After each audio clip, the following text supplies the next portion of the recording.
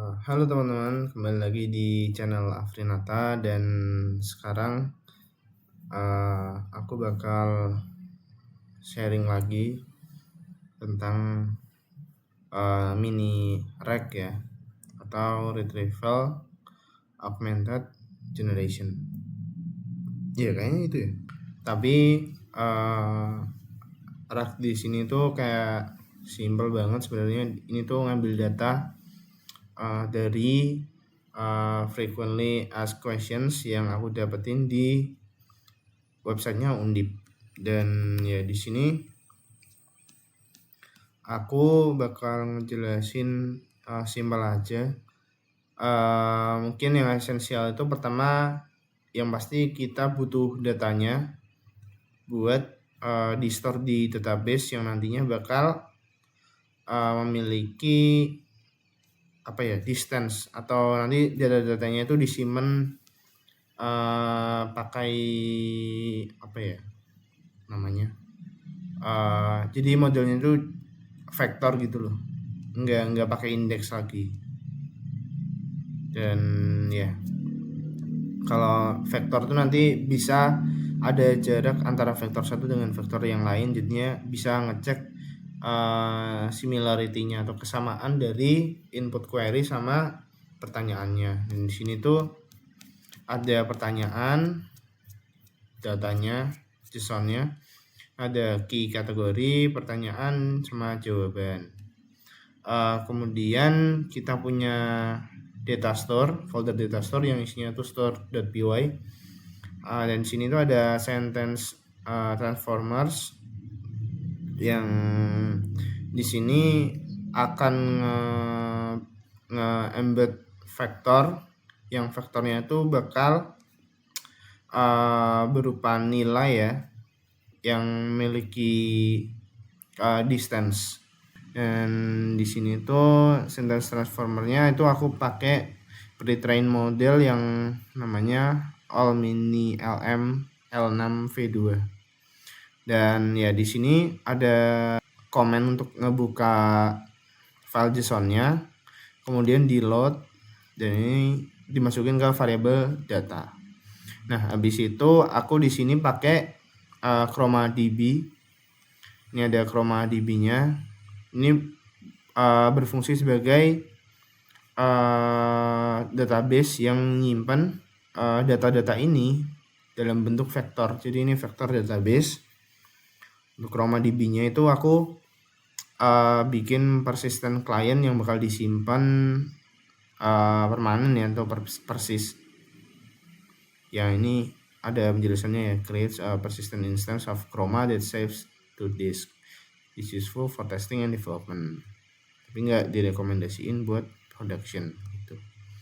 Dan di sini tuh pathnya DB Undip. Di sini nanti ke generate. Kemudian di sini aku bikin collection.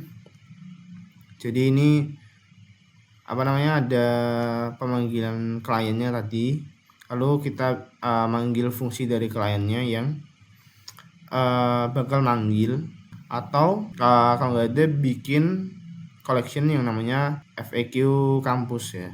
Ini aku namain FAQ kampus collectionnya. Sebenarnya ini mirip-mirip kayak MongoDB, tapi ini bentuknya vektor.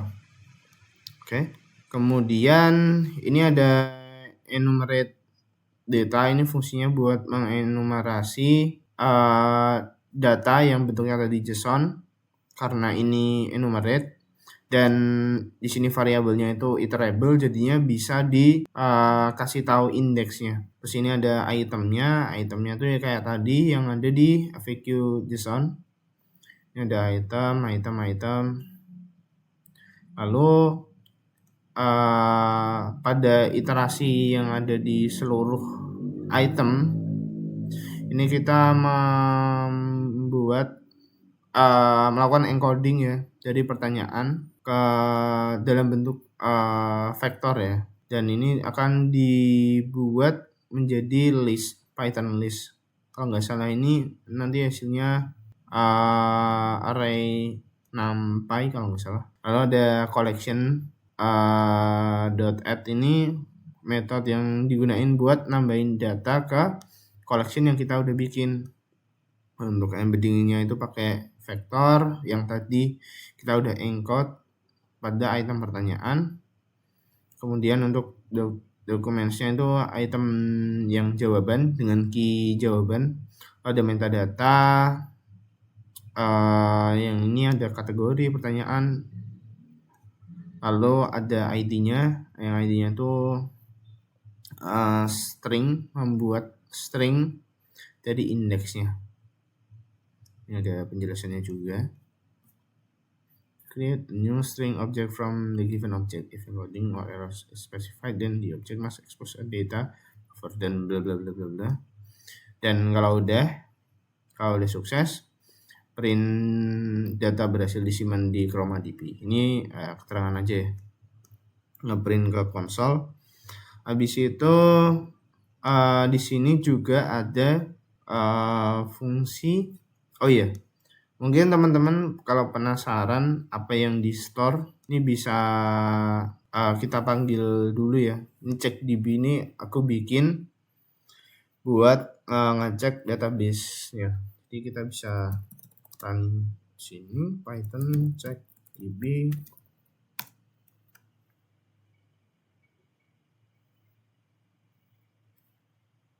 Benar.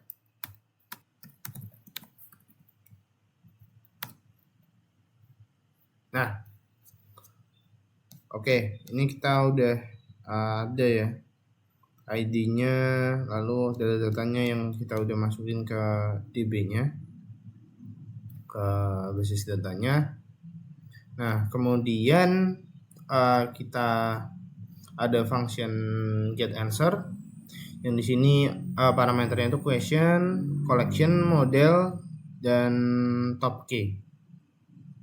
Dan kalau kita cek di sini, ini bakal dipanggil function yang tadi. Oke. Kalau yang tadi itu kita bakal ngambil questionnya, yang dimana questionnya itu berupa query kayak pertanyaan dari input pengguna yang bakal di-encode pakai modelnya. Nah, ini modelnya di sini. Lalu dibikin sebagai list lagi, Python list.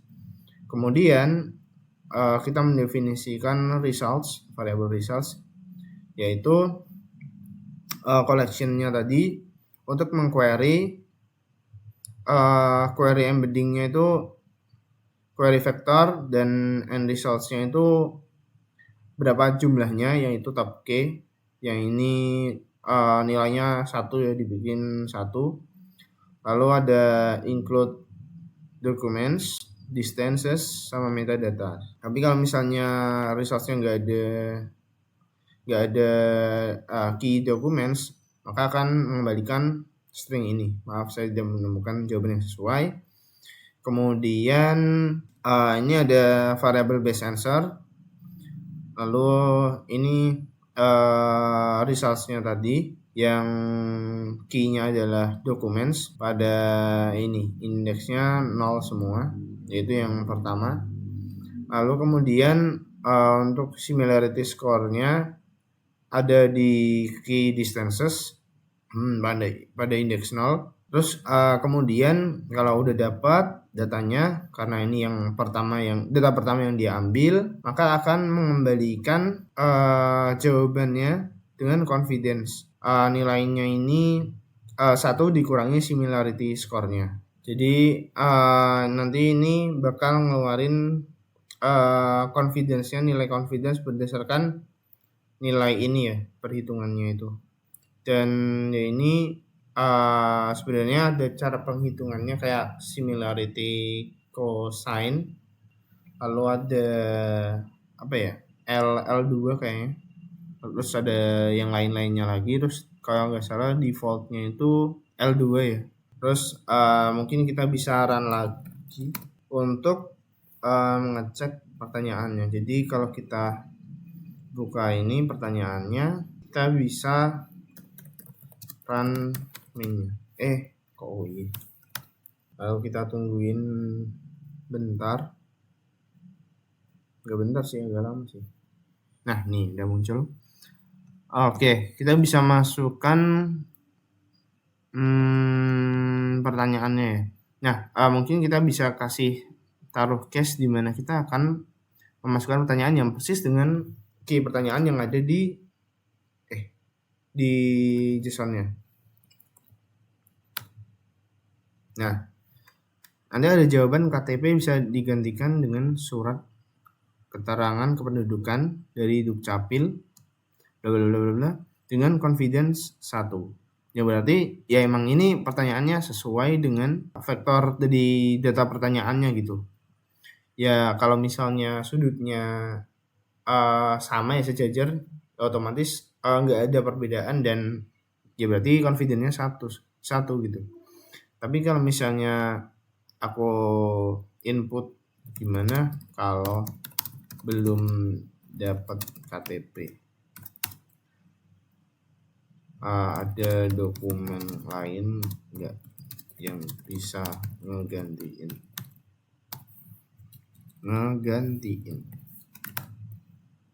Nah, KTP bisa digantikan dengan surat kependudukan dari Dukcapil atau kartu keluarga. Nah, ini tuh sebenarnya ada dari input penggunanya ada kata-kata yang mirip dengan yang ada di data ini. Makanya menghasilkan jawabannya yang sama. KTP bisa digantikan dengan surat keterangan kependudukan dari Dukcapil bla bla bla bla bla bla. Tapi di sini confidence-nya itu 0,49, nggak sempurna. Yang berarti ya emang pertanyaannya tuh nggak dekat, maksudnya nggak dekat banget dari data pertanyaan yang ada di FAQ JSON ini, yang ada di data di sini, tapi paling dekat dengan pertanyaan yang ini. Jadi input dari pengguna yang tadi barusan aku input tuh paling mirip dengan pertanyaan yang ini. Makanya si sistemnya itu bakal ngegenerate jawaban yang ini gitu. Oke, gitu aja sih teman-teman untuk contohnya. Jadi ya kira-kira seperti itu, dan ya ini sebenarnya sistemnya masih bisa di-tweak lagi, masih bisa di develop lagi, masih bisa di fine tune lagi buat ngasilin model yang lebih baik, kayak ya datanya lebih banyak, lebih versatile, terus metode pre-processing datanya juga bisa dilakuin dengan lebih kompleks mungkin untuk menghasilkan model yang lebih akurat.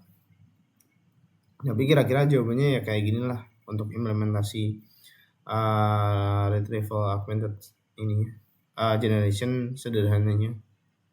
Dan ya ini mungkin bisa divariasiin teman-teman, kayak ngasilin jawaban yang nggak monoton. Jadi kayak ini ngelibatin LLM buat ngegenerate jawaban yang lebih fluid. Jadi kayak jawabannya nggak langsung gini. Jadi kayak bisa kayak, oh halo Pak, Bu, ini adalah jawaban dari pertanyaan Bapak atau Ibu.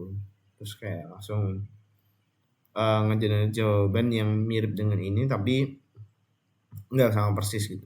Ya ini bisa banget dikembangin lagi, tapi ya sementara gitu dulu. Makasih yang udah nonton, makasih yang udah subscribe, makasih yang udah like. Aku juga menerima kritik dan saran, dan ya udah, makasih.